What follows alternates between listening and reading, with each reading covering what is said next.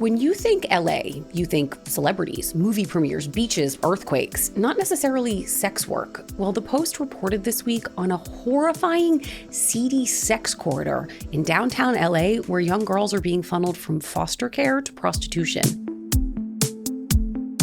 Hi friends, I'm Caitlyn Becker, and this is the Postcast Post-Mortem, your weekly look into what the New York Post is covering in the world of true crime. This week, sex trafficking in Los Angeles. The Blade. It's a sort of red light district in LA where Post reporter Jared Downing found girls as young as 12 put on the street to work corners for the purposes of selling their bodies for sex. He joins me now to talk about this extremely disturbing story and why law enforcement has its hands tied when it comes to trying to save these literal children. Jared, explain the area to me. For people who haven't seen it, what does the Blade look like? How does it operate? I mean, I lived in LA for 8 years and I had never even heard of it, but I gotta be honest, I don't frequent that area of town. Well, the Blade is a stretch of Figueroa Street, and it is a notorious red light district. It has been for years and years and years. Lately, it's grown, so it's stretched out to about 2 miles. So you can imagine, 2 miles? yeah, like two, even 3 miles, depending on the time of day and who you're talking to. But yeah, so you can imagine. Just a lot of seedy hotels, kind of trashy properties, and a lot of women just walking around, looking like you might expect them to look. Lingerie, very skimpy cocktail dresses, that kind of thing. I mean, it's pretty obvious. If you're the average person and you find yourself driving down this stretch of Fig, would you know or at least guess what you were seeing? Oh, yeah. Yeah. It's pretty clear. I mean, there's no question.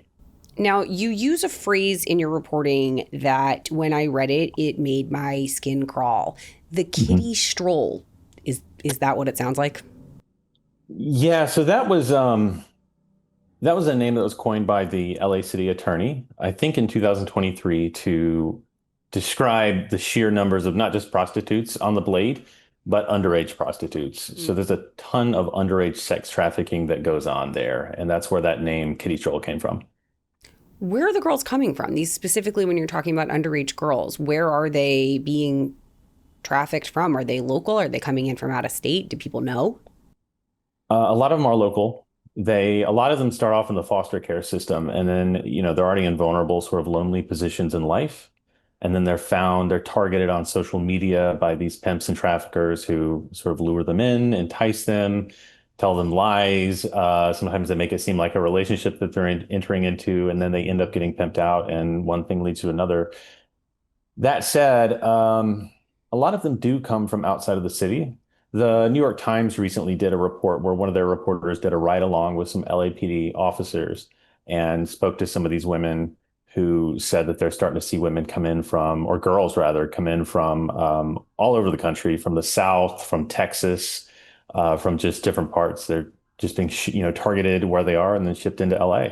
So, Jared, when we're talking about sex work, it oftentimes goes hand in hand with violence. And are we seeing that here too, even with girls as young as 12?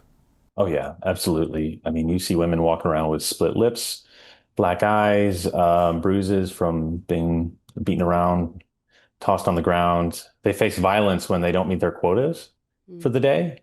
They face violence when they talk back to their pimps. Basically, any little thing. Some of these sex workers have told reporters and managed to speak out about it and just describe some pretty gruesome stuff. So where the hell are the authorities? I mean, if you're talking about this so clearly, and if anybody driving down the street would see a young girl dressed in lingerie with a split lip, like, you have to wonder, where are the cops? That's a complicated question. And the answer is not that the cops aren't motivated to help these girls. Right now, actually, there's a joint crackdown between local and federal law enforcement that's really pushing to try to rescue some of these trafficking victims and bring the traffickers to justice.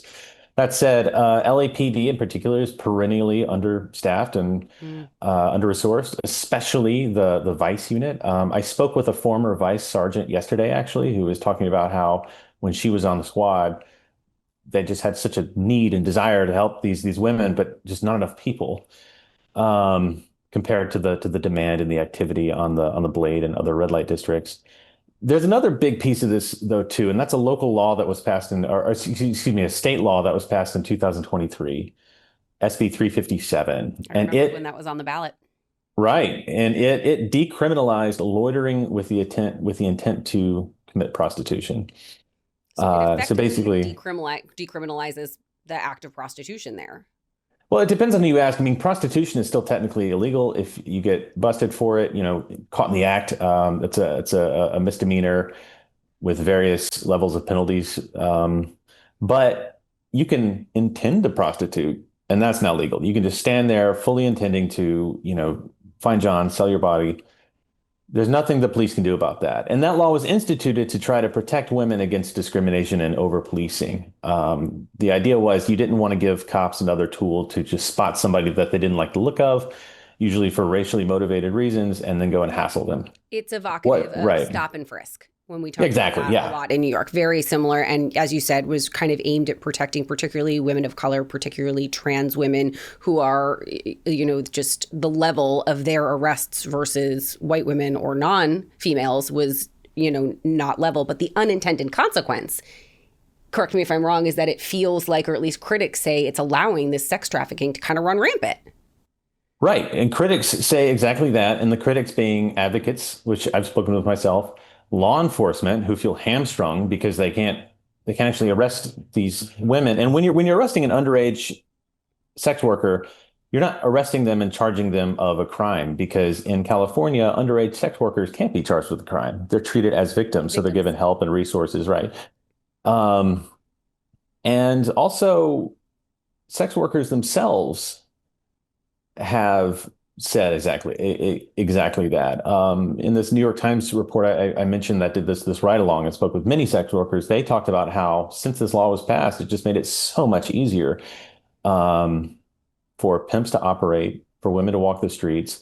I spoke with this former vice sergeant yesterday who was monitoring social media traffic when the law was passed, and the pimps were bragging on social media that it was basically open season. They were saying like, ladies, you need to get to work. Now's our time. We run this joint. This is great. They were loving it. They were loving it. That's insane. And it also, I would have to think, opens them up for potentially being targeted by law enforcement. I mean, if the LAPD is hamstrung, as you said, against going and approaching that person we described, that like stereotypical young girl in lingerie, split lip, standing on the street corner. What she's doing there. She's underage. She is a victim. She needs to be protected, and they can't. Well, that doesn't protect the pimps. So are there arrests? From what I understand, there is some significant gang violence down there and a gang that's running it. So can you talk to me a bit about the Hoover Gang? This is the group that authorities say are running really the sex trade at the Blade. And they got, some of them at least got indicted by the feds for this exact reason over the summer, right? That's right. The Hoover Gang, very old street gang in LA, goes back to the 70s, has a lot of different splinter groups, pretty big reach in the city. I don't want to say that they run the entire sex trade because it's huge and there's a lot of different, for lack of a better word, entrepreneurs in the business. But this is a big one, and a partnership between local law enforcement and federal law enforcement did bust a bunch of them and indicted them over the summer. Their ringleader was this woman named Lady Duck, kind of a The queen. nicknames on the indictment Yeah. were something. Right. Yeah, that was pretty colorful. Unclear if that has really had much of an impact so far. Um, I mean, what are that's the August, odds? and you're saying that Yeah, you're saying, so this happened in August, and you're saying that this thing is stretched to 3 miles. So at least anecdotally, it doesn't seem like it's having some sort of like giant impact or scare tactic there, if that was to be the case, because it just seems like unless you're getting this from all angles, it's going to keep happening. right. Just a bad situation. There's no good solution right now, especially not with this SB 357 law, which has had a lot of pushback. This year, actually, they passed what was meant to be a remedy, a new state law that imposes stricter penalties for Johns. So Johns can now be arrested if they themselves are loitering around looking for prostitutes. And they can also be charged with a felony for sleeping with an underage prostitute who's at least 16, even if there's no definitive proof that she has been sex trafficked, which wasn't the case before. And the idea is that if you can catch more Johns, you can then approach more women who the Johns are trying to hire. So hopefully that will do something in the future. But right now it's just a really messy situation, and a lot of people are suffering. A lot of girls are suffering.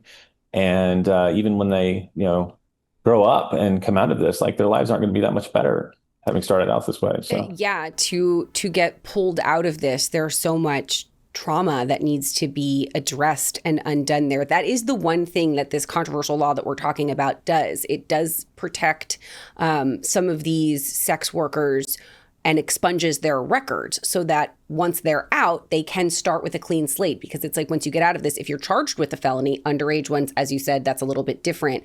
If that's hanging over your head, it's really hard to shake that off. It's so multifaceted because you're looking at the supply and demand of the sex trade. Do you go after the pimps who are supplying the girls? Do you go after the Johns who are the demand there? Do you try to get it from both sides? And then how do you protect the women on the inside, particularly those underage girls? I mean, there isn't a solution to it. As I'm like laying it out here and as we're talking about it, there just isn't a clear solution. I think you use the word messy, and that's really the best word I can think of to come up with it, really. Right. And how do you keep, law enforcement from unfairly discriminating and over policing? I mean, that's also a really big problem in LA. And unfortunately, that, something's got to give. Like it's almost a no-win situation here. So. Absolutely. Jared, thank you so much for joining us today. Thank you. So upsetting. And if the blade is busier than ever, like Jared was talking about, maybe we go after the Johns buying up the little girls for sex. Thank you all for joining me on this weekend's True Crime Update, the Postcast Postmortem. Don't forget to like and follow for this and for our daily podcast, the NY Postcast. I'll have all the headlines you need to get you through the week. Follow me here on YouTube or wherever you get your podcasts.